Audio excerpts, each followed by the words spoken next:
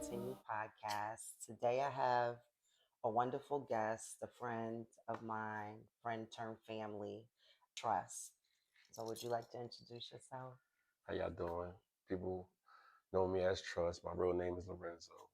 Hey man, we came to give you a good show. So, today Trust and I will be discussing mass incarceration and the impact it has on urban communities. Trust has a history of incarceration, which he will speak about, in detail throughout the podcast. But he also has a documentary that's out. Yes, we do. Locked in with Jesus. It's uh, on YouTube. And I'll make sure as well to have that information posted for you guys to check out for yourself. It's a really dope documentary and it speaks about his journey of incarceration and the things that he did to redeem himself, become a productive citizen, and, make a lifestyle out of being a loctician, which is a skill he did learn while being incarcerated. I just wanted to talk about mass incarceration, the dramatic increase of people being in prison in the United States. And over the last several decades, it intended to address crime and public safety concerns, but the effects extended beyond the prison walls and deeply impacted the urban communities, the family, and the future generations. The impact on families is parents, siblings, and caregivers, when they're incarcerated, they often experience emotional, financial, and social hardships. Children may struggle with the feeling of abandonment and anxiety, depression, and academic challenges with the loss of their loved one to incarceration. And then there's also the strain on income that can create economic instability, forcing families to rely on limited resources or public assistance. So, in your journey, can you speak about what impact it had on your family when you were incarcerated? When you're dealing with incarceration, there's chains, families. So mine started with my father being incarcerated. The lack of him not being around, absent of him not being around, allowed me to follow other men as father figures per se. What was surrounded by me was in just like gangs in LA. That's, you know what I mean, is inevitable depending on your life circumstances. But you not having your father there to guide you, that was the first chain where the incarceration affects with family. That psychological separation or anything that's built that you would have some hope is being taken from you. I was always a bright kid that was a people person. When I first got incarcerated when I was 19, man, that was like a heavy absence in my hood. Then it was like a real impact on my mom because I was my mother's only child. And speaking about that, it's like these almost kind of like generational curses, right? Mm-hmm. So you spoke about your father being incarcerated, you actually going to see him having maybe, despair instead of hope of what your future may look like. And I know as well, growing up in the urban community, I'm from the South Bronx, and being from the South Bronx, we didn't really have a lot of opportunities as far as what your socioeconomic class was. Mm-hmm. Now, yes, everybody in Soundview wasn't poor. Mm-mm. I've had friends that parents were doctors, lawyers and things like that, and they were able to go to Catholic school and things like that. So they had more opportunities because their families had more resources. Didn't have those same opportunities unless they may have been some, free programs in the Yeah. community that I could participate. So to your point, growing up in your community, a urban community, the absence of your father, knowing your dad, but him being incarcerated, solely depending on your mom to raise you, and then you get into some extracurricular activities in the Mm-hmm. neighborhood, which leads to your first incarceration. Right. Okay. So let's get a little deep with the even as a child being absent from the father and that environment that a lot this is some like little game for my black women that find sometimes men to be a little difficult. I'm gonna help you out with you might not get them to say, but they can relate. They can bob their head to this. As we are taken from our father, we are stripped of learning how to be a role model, a leader, a person that stands when it gets rough, when it gets raining, make sure that my presence is irrelevant. All that is stripped from us Mm. because we probably being raised by our mother's boyfriends. That's maybe he's there temporarily, or maybe he's trying to do his best with me. I ain't feeling him, or maybe he was raised a certain way and maybe he trying to help me the best way he can, while in the mix of me just trying to find myself. I'm Mhm. already lost because I don't got no identity to look up to. Correct. So a lot of our black men are caught up in just like we think love is good enough, and we fail. We are human. We finding it, but just understand, like some of us wasn't raised to know how to be a husband. How do I know how to be a husband if I don't even know how to be? You know what I mean, looking up to something to have. So I just want to just throw that out there as we Yeah. go in. I mean, and that's a true statement because it's role modeling, and it's not just, celebrity role models. We as human beings need role models in our community, positive role models, to mirror to us what it is to be, a stand-up woman, man, husband, wife, right, Mm-hmm. brother, sister. So, not having or not seeing that, you're left to your own perception and whatever programming is on television, whatever programming is in music, Excuse me. you know, music Yeah. videos and things of that nature, to kind of raise you without context or the knowledge of what's the consequences Yeah. behind it. Because, two things are true at the same time. If you live in a deprived community and you're poor, you may get involved with selling drugs, correct? Correct. All right. And then in the songs we had in our era and time, it truly glorified, I'm gonna get these drugs, I'm gonna make this money, I'm gonna move out the hood. Oh, That was kind of like, the point, wanting more, to be able to do more, to yeah. be able to get out the hood. Yeah. That came with consequences, obviously, because if we're doing illegal things, then there Yeah. is penalty for Yeah. that. Definitely. So no one at that time really spoke about, there were a few rap artists that did, but not a lot really spoke about what happens after. Yeah. So they spoke about the money earned and Yeah. the They never saw. lifestyle Yeah. afforded, Nah. but not too many spoke about doing Yeah. bids and, and, Nah. and what that looks like, unless it was like AZ. Yeah. AZ spoke about being up north, Noriega. Mm-hmm. You know, Definitely. Yeah. some of the artists did speak about it, but not in depth. And then again, without context, some children can misconstrue that as it's a badge of honor to be incarcerated. So again, it's important to have important role models to really break down and dissect for children on their level of cognitive understanding and ability of, if you do A, there's a consequence of B, Mm-hmm. and how that could then further lead you down a path, because my next point was going to speak about the economic consequences. So you get incarcerated, now you have a record. What did that look like for you after your first bid at 19 when you came home? Tell me, like, what age you were when you came home, and what that looked like, you trying to be employed and trying to live your life on the right path. Well, in the mix of me hustling, I did also get into gangbanging as well. And in the prisons in Jersey is pretty tough with the gangbanging. When I came home on gang related parole. Okay. So that's a strike on me. Um, it was tough finding jobs because of when you locked up for drugs, like they just give you a hard time to get a job. Like they don't be want to trust you. This was like 2004. I went in 98, came home 2004. Okay.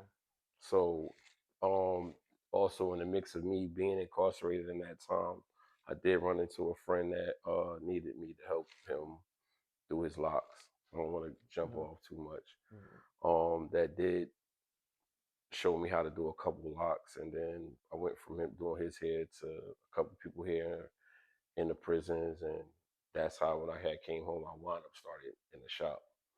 Right, but that was the second time. That's yeah, when I came home the second time. So, but that first time, were No, the you first time. the first No, the time? first time I Okay, came home to a shop. okay, No, I mean, because it was hard for me to find work. So okay, with me just rolling the dice, like, all right, I knew somebody that owned a shop that I was cool with, and they allowed me to, build me up. Wasn't pressuring me like on the okay. time or to build me up. You know what I mean? I really wasn't taking it that serious, because I Hmm. still was caught up. I'm thinking I'm doing positive because I ain't out gang banging, but I had to learn that you can't be half in and half out. Yeah, straddling the Yeah, fence. yeah, Yeah, and that kind of also added on to me being getting incarcerated the second time. yeah, because that transition is hard. It's really difficult to transition from being incarcerated, even if you didn't spend a long amount of time, even just with an arrest on your record. It's difficult to find employment, but you have to take care of yourself. So you may find yourself ending up doing the same illegal things or something different, which could lead to you being incarcerated again. And that's what I feel is like the biggest travesty, the recidivism rate. It's like a revolving door. Those who do not live in those communities that come from poverty nor have a criminal record, is easy to say, oh, just get a job. Hmm.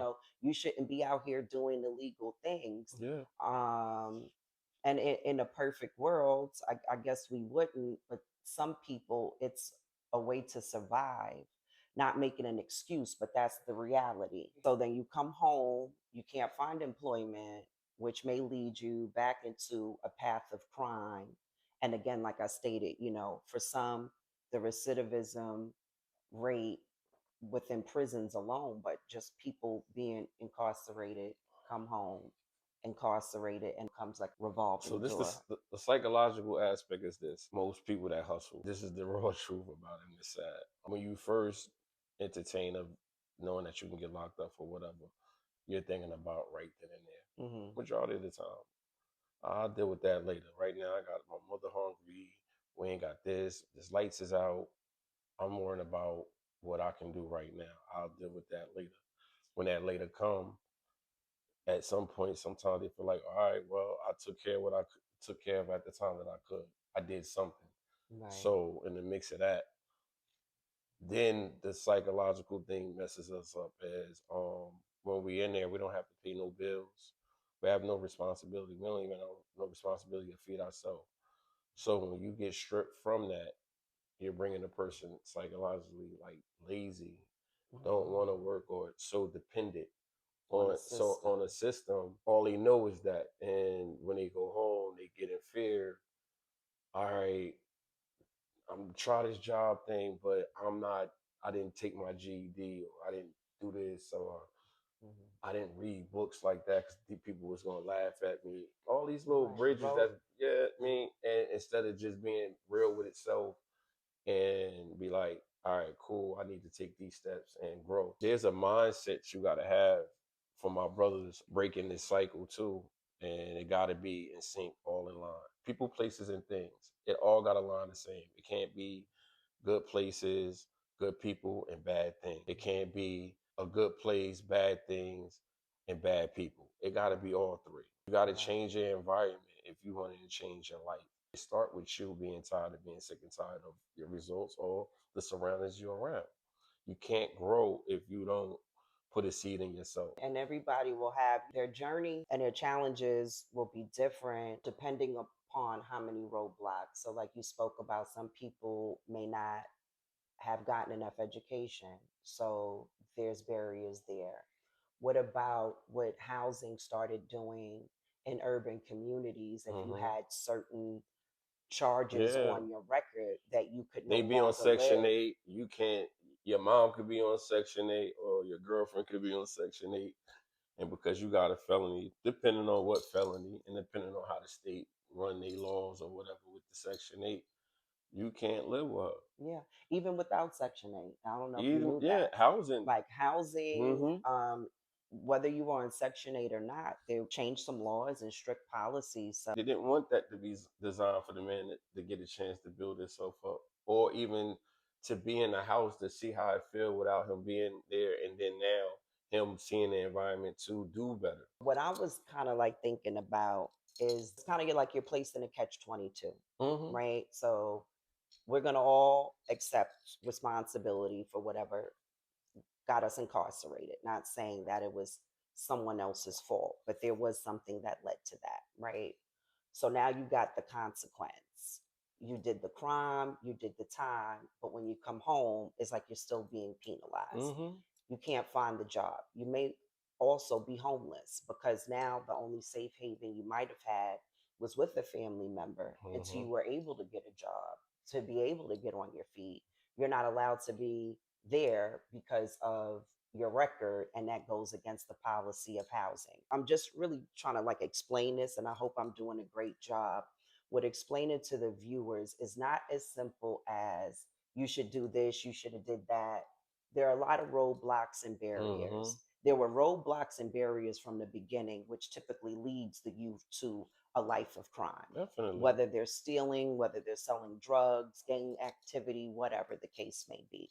So there was something that created that in the first place. Now that they're in a place in their life where they are breaking laws and have been incarcerated, rehabilitation, it sounds good in theory, Hmm. right? But it's not really like that in practice. People come home without a place to go, without a job to give. Started over the years making more programs where owners of companies would specifically hire people that were incarcerated, but Yeah. it's not a lot of those programs out there, to give you an opportunity. I think that again, when you go And back, you gotta pay for parole too. yeah, You you gotta gotta pay them. right, So you gotta get a job, because if you don't pay them, they'll violate you and then they put you back in prison. So it's like right. 22. Yeah, catch 22. So, okay, so I can't get a job because I have a record, but I have to pay this parole or probation officer. I'll pay my fine. And if I don't do that and pay restitution, then I could violate said probation or parole and end up incarcerated again. And so that is like a catch Then 22. if you got a in Jersey, if you catch a drug charge, you get your license suspended. Oh, I didn't know that. Yeah, you get your license suspended for like 6 months per charge. Oh, wow.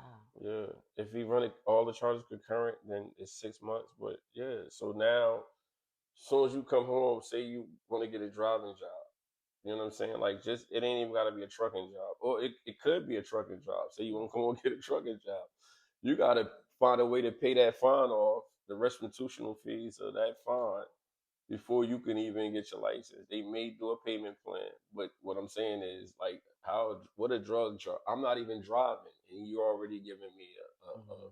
a 6 month suspension on my license. Like, it's designed to hold you back. Yeah. And then that could lead into if you can't take care of yourself, let's say if you had children.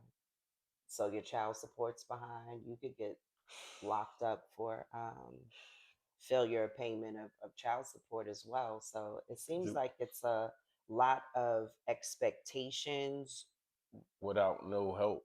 Like, right, with limited with resources. definitely. I know you do have children. Did you have children at the time? I had three before I did my first bid.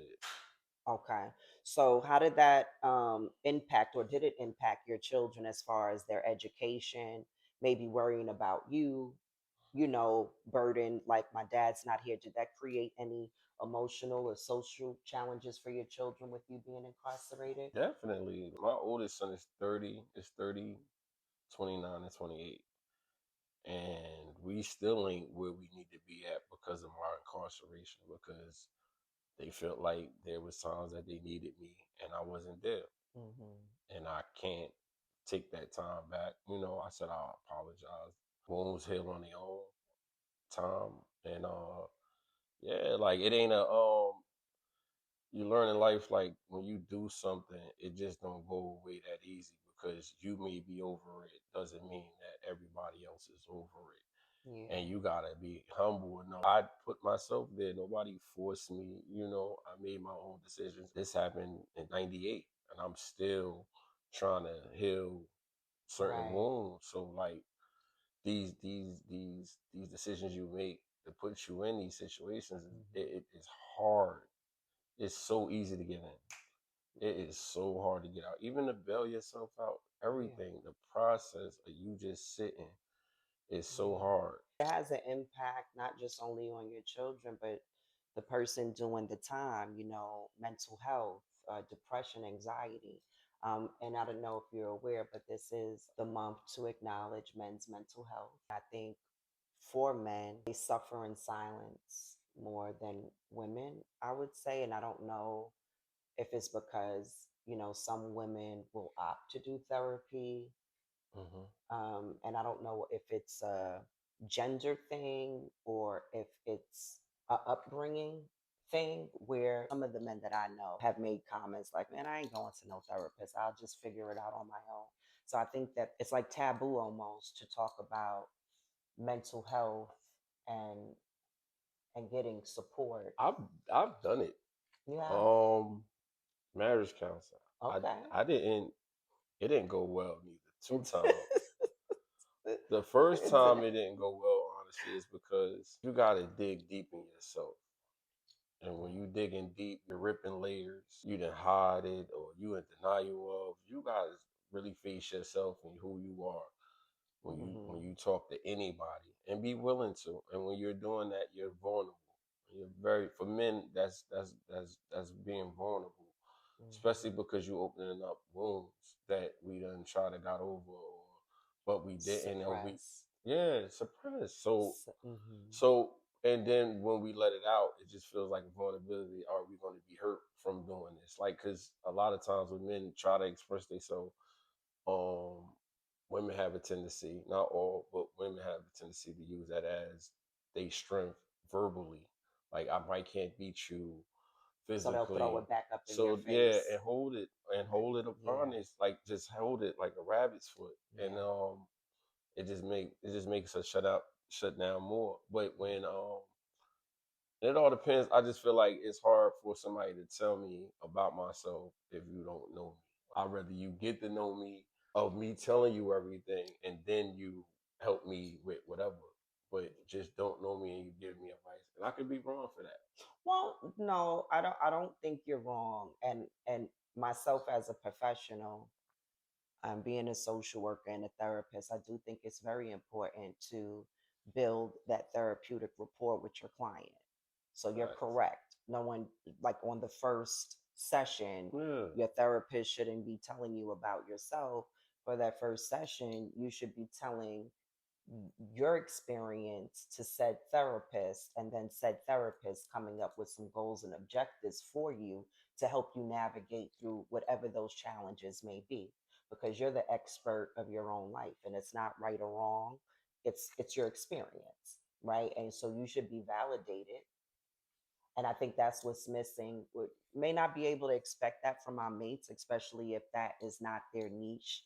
They're not well versed in mental Mhm. health and understanding what it looks like to validate, because the validation is I'm saying I see you, Mhm. I hear you, Mhm. and then the and, not a but, the and your behavior wasn't acceptable. Mhm. So for example, we're married. You're telling me about what you're going through. I'm just listening. Mhm. That's the biggest thing that people miss, is just listening. Mhm. That's with law enforcement, that's with judges, anybody in the judicial system. A lot of times they rule with the iron fist. They miss a lot because they're not listening. Mhm. Listening goes a long way. So you be an active Hearing and listener, listening is two right? different things. Right. And you have to be an active listener. And then it says, well, I understand, you know, that you feel that way. And I didn't appreciate when you yelled at me Mhm. because that made me feel this way. Mhm. So a lot of times we're not having those kind of conversations in the heat of the moment. It's a lot of finger pointing. You did, I did, da da da da da. Nothing gets resolved. I would say therapy is something great to Mm. explore, if No, you can, if definitely. you Like I can. said, just gotta just identify yourself and be willing to lift off these layers. Like, Yeah, but that's hard. yo, Well, let's I ain't, talk no, about not it. Right, right, yeah. Like, right. but let's talk about it. Yeah, Yeah, I mean, you gotta be psychologically crazy to walk this world and just think you're perfect. yeah, So that's what makes you human, and that's what makes you alive. As you stripping them layers out, you look at them, you embrace them for change. yeah. And I would agree with that. I know, my healing journey at different points of my life, there were different things that I had to work on for myself. I had family like, oh, you need anger management. I was fighting and different things like that, and doing some really, at risk behaviors that could have led me to doing a prison sentence. Thank God I did. I mean, I was arrested for physical violence, but I never did like prison time, Mm-hmm. which is a difference. Jail and prison is not the same thing. And my family was out like, you need anger management. And I used to make this like funny remark. I'm like, no, my anger is fine.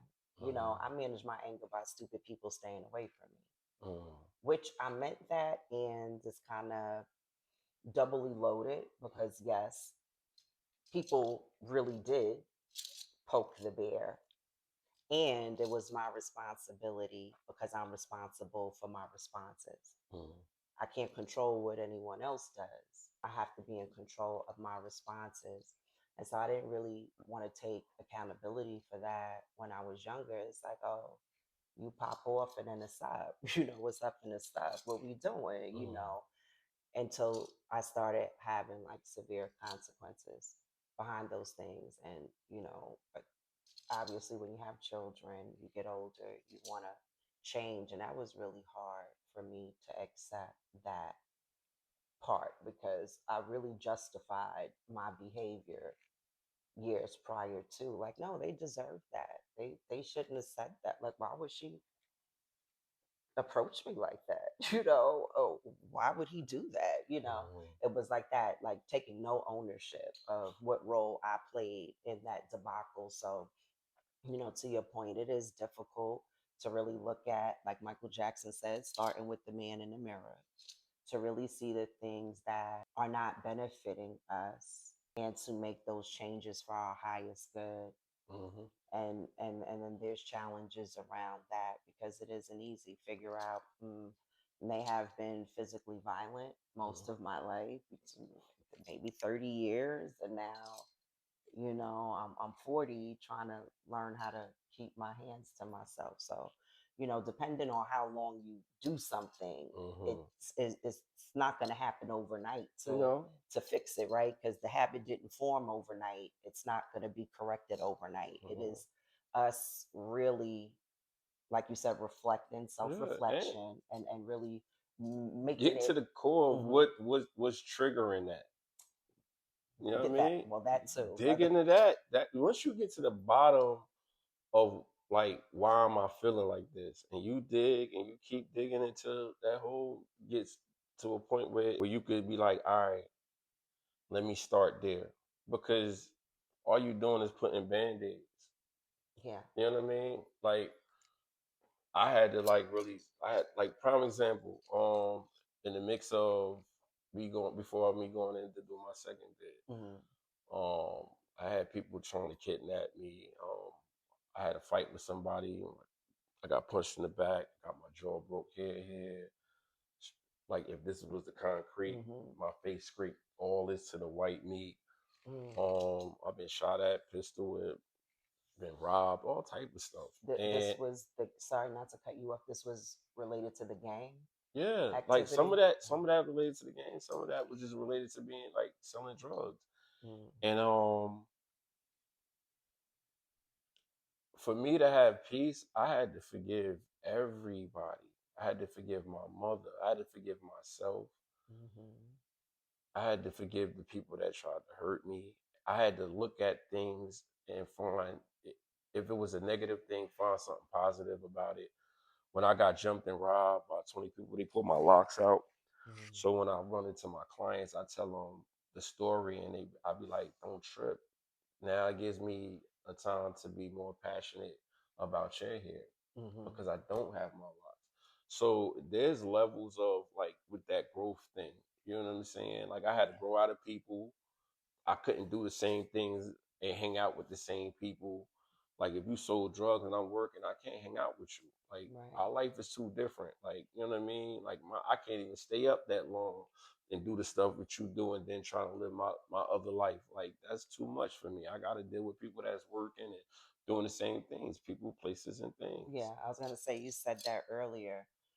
Yeah, but I'm glad that you're here. I'm glad that you were able to have that time with self and really just like you said, know the triggers, learn how to heal, and the healing journey it's like a continuum. So I wanted to talk about the racial and social inequality concerns that happens due to mass incarceration because it disproportionately affects communities of color, particularly the urban communities that we grew up in. Mm-hmm. This has contributed to long lasting disparities in wealth, education, employment, housing, Excuse me. political participation, because some people can't even vote, and creating challenges that persist across generations. So, kind of moving forward, how would you or what do you think is the best way to advocate for the approaches to kind of balance the inequality concerning racial and the social disparities due to incarceration? Up north, it's different because we got the mostly majority Latino. Like I know everybody got Latinos where they at, but Jersey we have like as far as like the job consideration Hmm. be dominated because they stick together. That's another big thing about our race. I mean, there's a lot of programs that you can get into. There's a lot of good people you can get into too, but that got to be a what you want to do. True. Another thing I wanted to say, not to get off track, Hmm. gotta learn who you are 100%. The more you know you, the easier it is to learn how to love you. Nobody cannot love you the way you love or the way you want to be loved. You can show people, but your happiness got to start with you being happy with yourself. And that all comes with the beginning of learning you. We get caught up in so many other people that we don't even take out time to really learn who we are to even love us. I had to go through that personally for me to have growth and to get the blessings that God had set for me, that was ordained for me. I have to be ready for that. I have to be mentally set for that Hmm. blessing. People be wanting things, but you have to be in a exercise spirit form for you to be ready for that blessing, if it makes sense. Yeah. 27, my light bulb came on when I looked in my surroundings of being incarcerated, Hmm. where I got to my point where I was sick and tired of being sick and tired. I didn't do like bids. People do 9 months in prison to 2 years. My first bid I did 6 years. Came home, was only home 18 months, and went back in when I was 26. Came home when I was 34. I still had to do my time. Like it couldn't go Right. nowhere. But I mentally trained myself to know, like, yo, y'all might as well do whatever y'all gonna do to me, because once y'all let me out, I'm never gonna come back again. I came home 2014 with the grace of God. I haven't been in prison since. Is that not just because you made that decision, like, hey, I'm never coming back here? Obviously, that helped you. But then, how did your business as a loctician expand? Was that helpful to you not being back incarcerated? Yeah, Having a skill set like that where you were able to feed yourself and your family? well, it started for me feeding myself in prison, which helped out. Came home 2014. I was still doing hair, but I wasn't taking it serious at the time. I was working so many other jobs with people that I knew from prison or people that I knew in my town that knew I do locks. When I moved to Georgia, after like 2 jobs of working, I just took an initiative and like I'm gonna take it serious. And when I took it serious, it was overwhelming because I first had to like train myself all over. I had to look on YouTube's. I couldn't just get in this game be saying I know stuff and really don't. But it was meant for me because even one of my kids' mother's mom, she passed a couple years ago, but I was the only person that she allowed to do her locks. Yeah. And she would be patient with me. She the one that told me not to say dreads because it's a dreadful like connection with the locks.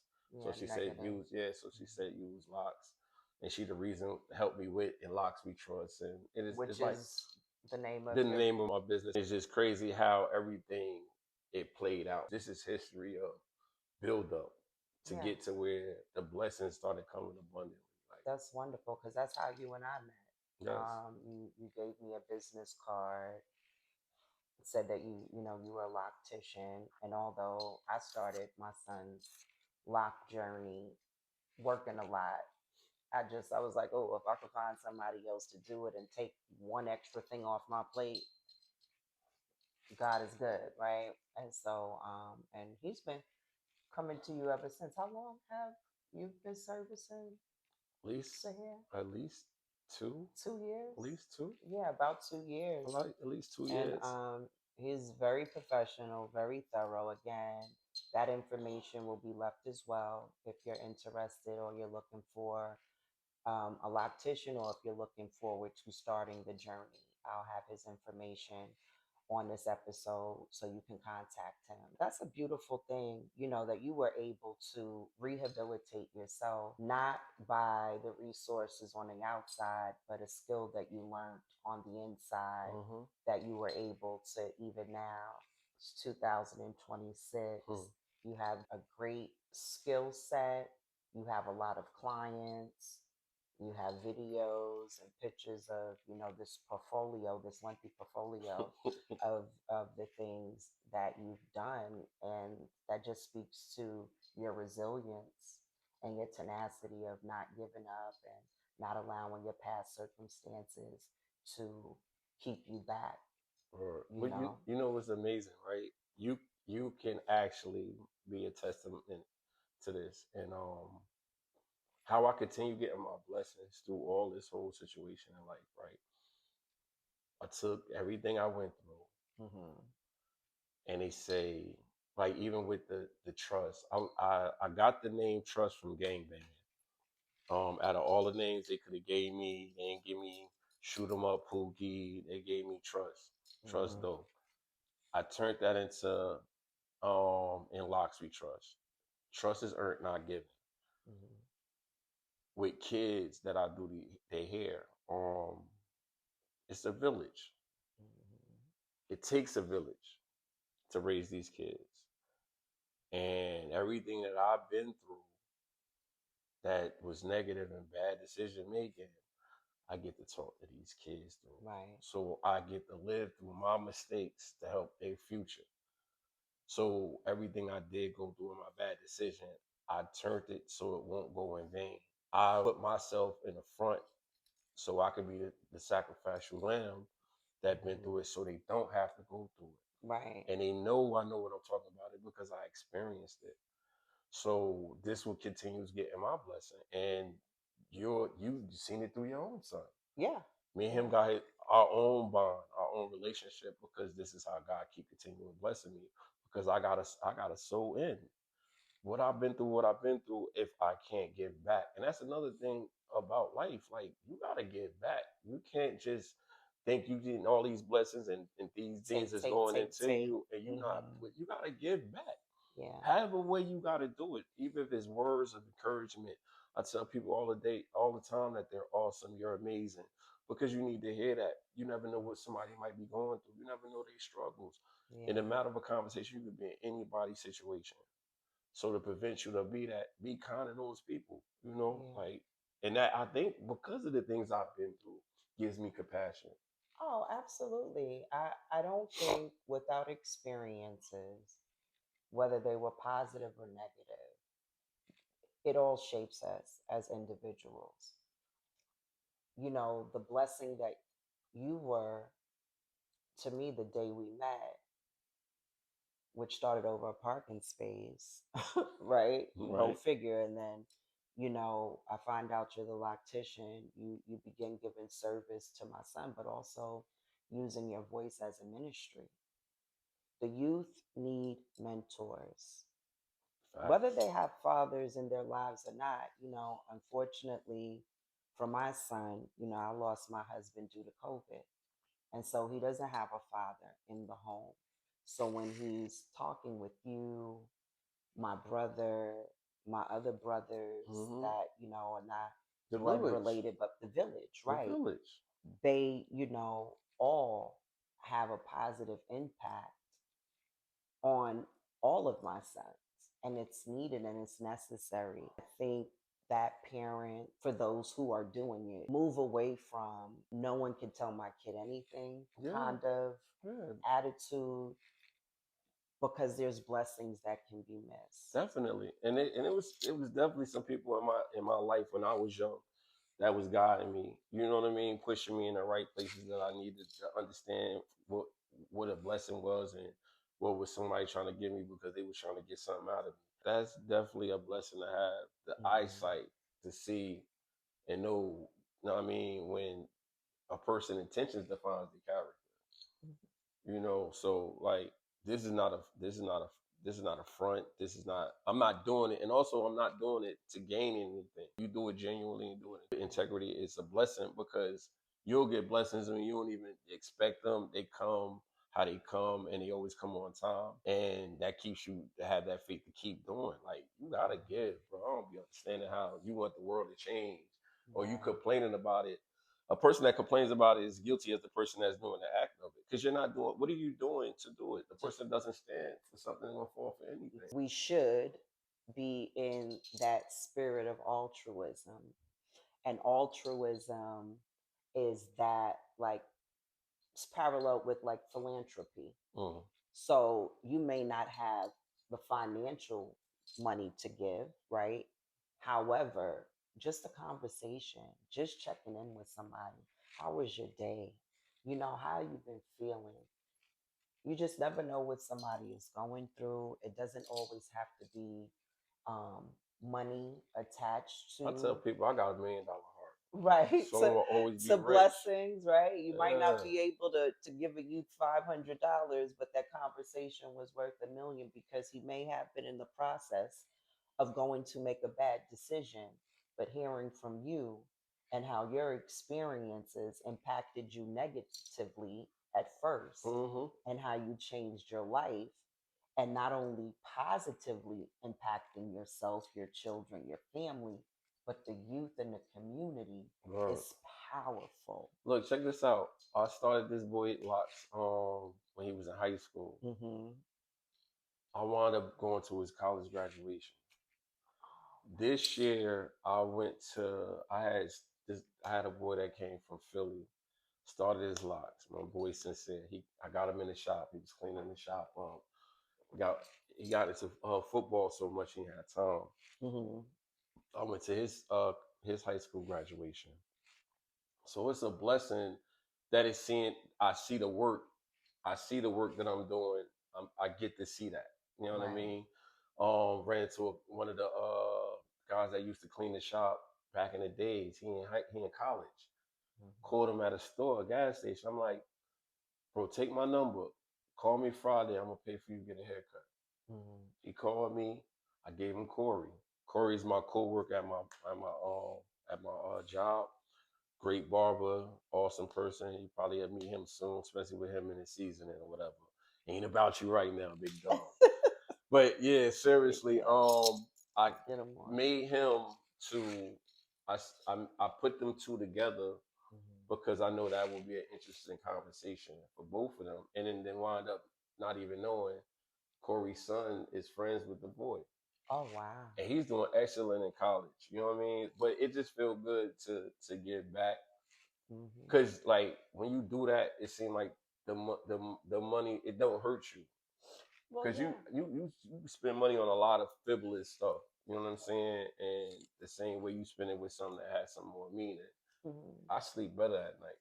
Yeah. Well, I think that's what it's about. And although everyone isn't doing it, hopefully people will find the time, enough compassion and empathy to give back in any way that you can to the Yeah. youth, whether, like I said, it's a conversation, whether you could donate money to some of the nonprofits out here. I have my own nonprofit called For the Greater Good.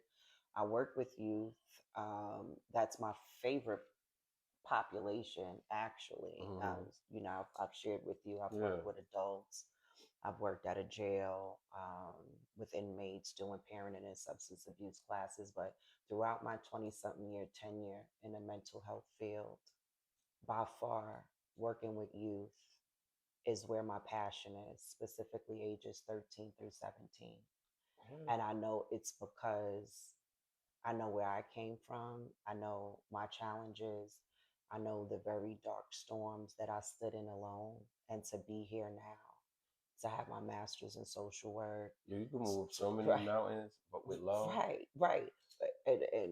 And being a therapist and you're the greatest candidate.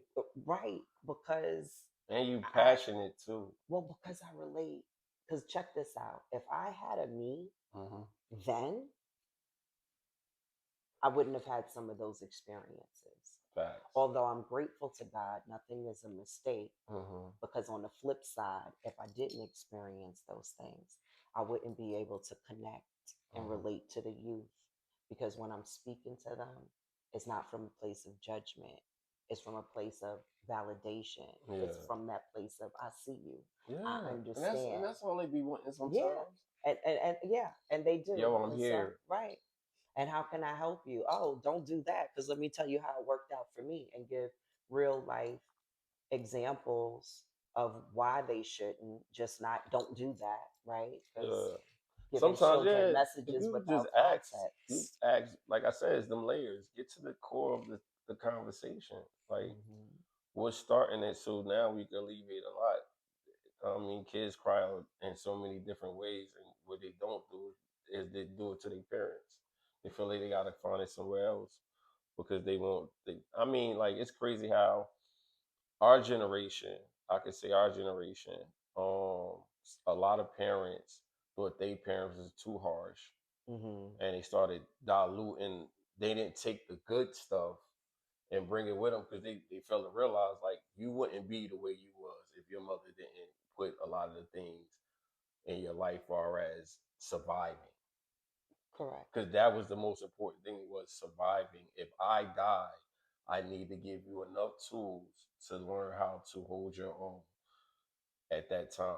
Some way and somehow that got lost in the generation that we have now. Think it's because of the trauma that we've experienced Mm-hmm. that we Definitely. didn't want our children Mm-hmm. to have to go through some of those things, but it's about finding the balance. So, my Definitely. mother gave me a lot of great tools, and a lot of those responsibilities should not have been Been on on me. you. Yeah. I should have That is true. I should have been able to be a Be a kid. child. And what Yeah. happens is parents then place their children, not all children, but I know for me, I'm placed in a contradictory Mm-hmm. because I have all of these That's responsibilities how my on me mother was. as if I'm an adult. But when I want to speak up for myself, now Then I'm I get seen shut as down. You getting belittled. disrespectful Yeah. because you're a kid, stay in the kid's place. Well, why So, let me do kid stuff? right. So that was the contradiction and the inner turmoil I felt growing up. Is because you're saying one thing, but you're also doing another. Mm-hmm. And so for me in raising my kids, there was just certain things. Yeah, I don't really want to relive that because I know how I felt as a kid. You know, and if we're not careful, Mm-hmm. then we do handicap our children because they do need to be responsible to a certain extent. They do need to be able to navigate through life. So I guess what I'm trying to say is it's not a right or a wrong thing. I believe that all of our family, whether it's parents, grandparents, aunts, and uncles, they gave us the best that they had with the tools that they were Yeah, able yeah, to yeah, yeah. apply at the time. And there has to be adjustments. We will hopefully Some one of it, day, yeah, some of it was harsh. I yeah, mean, but also I think if your parents are living to these viewers, have that conversation. because that could be a layer that's missing. You know what I mean? Of or the disconnect of certain things that if you older you can ask now just to fill that empty void that you might have needed. You know what I mean? That Mhm. you couldn't ask when you was young. Ask now. Like a lot of people parents die where it's closed. Like you can't even, you know what I mean, have that conversation. So if they still living, man, have that conversation. Have that conversation for yourself. Yeah, try to anyway, Yeah, because as we for know, yourself, so you can have closure, if anything, you know, like so you can get that out your head and you can move on. If that's having a little roadblock, you know what I mean. And even if you don't get the answer you want, you got an answer. some people are stuck and they don't want to change. So Yeah, everyone can't have that yeah, that's true. conversation with their parent or their uncle or their grandmother, whomever may have did At whatever. least you tried. If you, Correct. But I wanted to add to that, mm-hmm. not more so looking for answers outside of yourself, find the answers within yourself. Okay. Because as adults, we are Mm-hmm. responsible for our healing. It does not matter who did what, Yeah, when, and how. yeah. You may not even get a sorry, and that's okay too, because healing is for you. So look for the answers within yourself, and those things that broke you as a child, and you have children, just be mindful to not repeat those same things because you know how it made you Mm-hmm. feel. And heal and forgive and move on. And sometimes healing doesn't look like ever being able to have that conversation. And hurt people hurt people. So that's a key takeaway. What changes would you like to see in the criminal justice system? Starting from just the beginning, Mm-hmm. you do have officers that target communities to hit a certain racket so they can keep they budget team or however they do it. So and it's based off of race as well. I want to see change in the community because if we can stop crimes, we can stop the recidivism. Our older men, we need to step up Mm-hmm. and play our position and figure this out as a whole. Because once we put the seed at one place, we can keep continuing and everywhere else. Problem is in the community, breaking that cycle, breaking Yeah. the chain, like, you know what I mean, and start giving these men love. Yeah.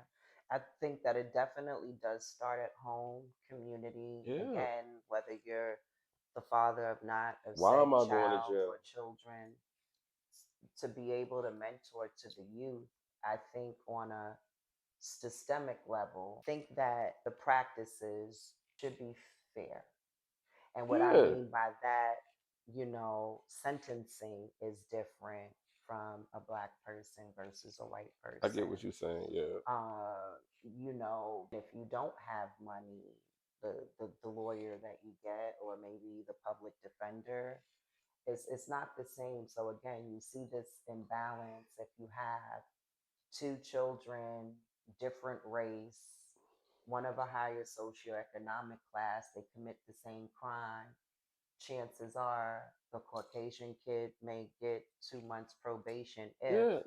but a black child who doesn't have the resources, who mom Mm-hmm. doesn't know judges and lawyers, or has the money to hire or obtain uh, um, a great lawyer, will maybe sit in jail for 3 to 4 years. Yeah. So it's just imbalance. That's what I would hope for this country, is that the judicial system is just fair. I do agree, if you do the crime, you should do the time. But we all know that time and sentencing is not the same depending on your ethnic background. Yeah. So that's what I would like the criminal justice system to evolve and change, and that will definitely keep down some of the incarceration rates along with mentorship in the community. I don't think that the system isn't working. I think the system is working great because that's the way it was intended, to keep certain people down. But I would like to challenge those who do have the power to change laws and bills, try to find some sort of compassion and empathy to what mass incarceration has done to, those in the urban communities. We're not going to have it figured out in a day, but it may be one person with one great independent thought that catches fire, and you'll see the changes throughout the different states. It's crazy how two kids can go to prison, well, go to jail, and both of their experience could be totally different. Yeah, yeah, One could absolutely. come home and be straight. Another one that could have scarred him for the rest of his life. I would hope the judicial system would look at it as with compassion. And that's why we have to have, again, more programs, reentry programs, whether it's for education, for those that didn't get a Yeah. GED. And if you changing all the rules or whatever, is already designed. So the Yeah, more we aware of that, that's what yeah, I'm just saying. The be, more we yeah, aware when you're dealing with these police or you dealing with the judicial system, like you already designed the rules. So if we start putting that in the heads of these youngins, like yo, they want you to fail. yeah. They It's waiting it's for you. it's good for their privatized prison Okay. business. They make a Yeah. lot of money. So the more we mentally built them to understand, like yo, they're waiting for you to go to prison. It would help their decision making. I think it would help their decision making. Like we had scared straight back in the days where you would take the kids to the prisons and let them talk, Mm-hmm. or, know what I mean, or the jails and let them Mm-hmm. talk to them. They don't even do that no more that I know of. It was intentional. So Yeah, that's what I'm right, saying. right, So right, it's like right. that's why I said it's So the so so 22 so again. so because yeah, the catch 22. They always get you with the catch 22, Yeah, but you man. gotta, we have to start moving and be smarter than the That's fifth why I grader, said with the right? community. If we know that community, each one teach one, we're not a blood relation, but you speak to my son like a uncle, like a father, you know, um, and that's appreciated. And we have to do more of that. And it's not about, well, that ain't my kid, so I don't care because, That could be the kid that shoot up your kid's school that you just he could have needed a hug or something. You know what I mean? Like yeah, don't let it hit home, and now you worried. right. You seen it. You Yeah, know what I mean? we have to Now fix it hit it. home. Now it matters. Right. We definitely have to fix it before it hits our front doorstep. Thank you. Thank you too for coming. It's I the least I could appreciate it. do. To I the appreciate queen, man. My I, my honor, man. I appreciate you coming, but I want to ask this before we close out. When people hear your story, what is one message you hope that they take away from I tell a lot of people, man. And I'm glad you said that. We can agree that we live to die, right? this? Mm-hmm. Like we know nothing else that we live to die. Excuse And me. then knowing that in the mix of that, why not do something amazing? Mm-hmm. And between that time, just do something that's a part of you that's but is greater than yourself. Like before you go, leave some history. Leave something for somebody to pick up and add on or do in their life. Leave some type of legacy, something. Leave something. Yeah. Because you gotta go. Right. So, what do you think your legacy will be? I always had a theory of when I go, what's the last taste on somebody's mouth when they say my name? That's how I want to go, whatever Mm-hmm. that is. Mm-hmm. You know what I mean? Because I deal with people individually. I give flowers to people all the time. You know, like while you living, I'm gonna tell you you're awesome. I'm not Right. crying at too many funerals, Yeah. so I'm giving a lot of flowers while they can smell them. And that's just me. That's just something I want to do. You know what I mean? And I'm okay with that. Yeah, and it's just you, and but energy is contagious. Mm-hmm. You'll see somebody has a nasty attitude, and if people aren't balanced within themselves, that whole person could switch and change the dynamics of the room. But it's the same thing for positive energy.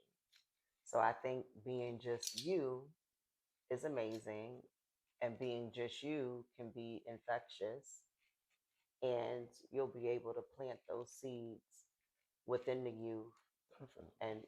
and show them a way that they could do it differently and maybe save them from some of the mistakes that cost you your Yeah. freedom, and the other obstacles that you had to go through along your journey. I look at it today. Sometimes it's overwhelming. I live a normal life like everybody else, but the things that I have been through and how God been working in my life, man, it's been overwhelming. It's not even about money. It's just the influence you can have to move mountains with your struggles, your pain, your hurt. Yet you can move mountains and help other people. That means you was meant to live. And also keep this in mind. You're only living because you still got more work for God to do. Let's just keep that real. So What the kids say, clock it. understand that you're worthy. This is why you're awesome. It's because Mhm. every day that you wake up, you still got more work for him to do. When it's your time to go, it's because you did what he needs you to do on this earth. It's time for you to go back. So while you're here, just know that you're still doing his work, regardless whatever it is. That's what makes you awesome, man. So I want to leave that off with that note.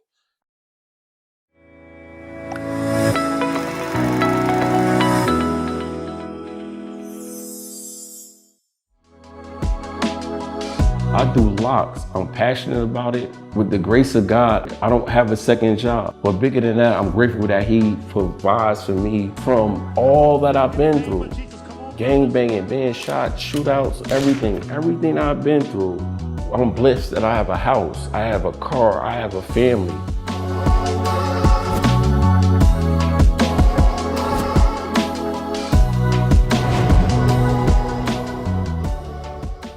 My name is Lorenzo. I'm from New Jersey, born in Plainfield, raised in Elizabeth. Grew up in the projects, poverty, just made the best of what we had.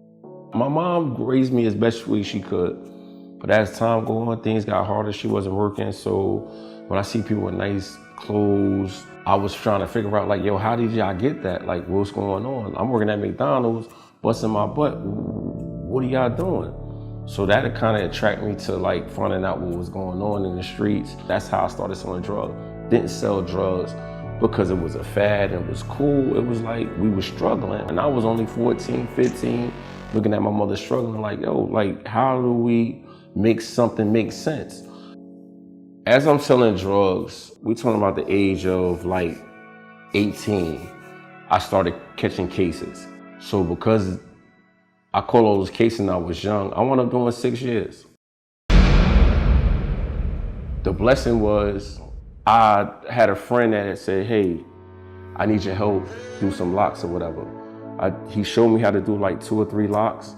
I did 5 and it changed my life. I started doing his hair. Other people see me do their hair. I came home, I started working in a barbershop, started doing locks. But I wasn't educated of what God gave me as a gift because I was gang banging, but I was still positive, and it put me in a situation where I got jumped and robbed by 20 people. They pulling my locks out. I had locks in my hair. In the mix of that, I caught another case trying to defend myself. I had to do another 8 years. I did a whole nother 8 years. God just told me, gave me the blessing, but I didn't get it. And 27, my light bulb came on. I need a moment to just inhale that. Like, when I got it, I said, yo, God, I get it. Bro, I started looking around my environment in prison, and everything was a turnoff. I'm wasting my life. God, I'm sorry, I get it. Is there any hope for me to get it right? Like, I got another 7 years to go through. When I thought I lost him, I tried to be Muslim. I thought it was like tapping in, trying to get closer to God than Jesus. And when I couldn't pray for my mom, because she wasn't Muslim, I was like, I don't want no parts of that. When I denounced that, my doors slowly started opening. Like it was cloudy, it started opening. I didn't understand the value of my worth, of who I am and my responsibility. What made it easier is me tapping in with Christ. We moved out here in Georgia. I walked into a shop, saw him I do locks. I try to bring church to work. I got so many kids that graduated from high school to college. Like, I talked to them, everything I've been through. But the most important thing is I always ease in Christ. Keep in mind, please understand, don't misinterpret. I am not perfect. I'm not none of that. Like, I'm a work in progress. Most of us that follow the streets is because we don't have a father. So we try to find the father of anybody that's older than us that you would think is in our best interest. I'd rather have no father than a father figure that's putting me in a situation that's going to lose my freedom. That's why we got the best father as Jesus Christ. He sacrificed more for us. Is that men on this Father's Day? I want you to be encouraged because God is turning it around for you. I want all the men that's feeling me today to come up to this altar with your hands up like this. I want to pray over you right now. Come on. I All my went to the front, you know what I mean, to pastor. I went for me to come and just be like, thank you, God. People gave me so many hugs from that church that nobody ain't gave me in life. And it was just a vulnerable situation. If you want to have to be connected with God, you got to be vulnerable. You ain't perfect. I can't get no time back. Altogether, I did probably like 14 years in prison. Can't get none of that back. Ain't trying to get it back. I still go through pain. I'm human. I'm supposed to go through things that reminds you that I still need Christ. When you start feeling like you don't need him, you in a bad place. And another thing for everybody, even young people, anybody in the world that feel like you going through something, you ain't the only one going through it. How you go through it is by you tapping in with God. He hears you. You gotta connect with him too. We all got a testimony in life. Father, in the name of Jesus, I declare, decree, Lorenzo has purpose in his life. He has a destiny in his life. There's something great that God is calling you to do, Lorenzo. And the devil has tried to kill you multiple times. But today we serve the devil notice that you shall not die but live and declare the works of the Lord. We're going to see manifestation of what God is doing in Lorenzo's life in Jesus' name. Amen. Come on, somebody give God praise for that. Hallelujah. Thank you for Okay. having me. Oh, thank you for coming. So, again, we're going to wrap it up. This episode, again, is about mass incarceration and how you pull yourself together while you're going through and when it looks like when you come home and all of the endless possibilities you could have if you just believe. Thank you.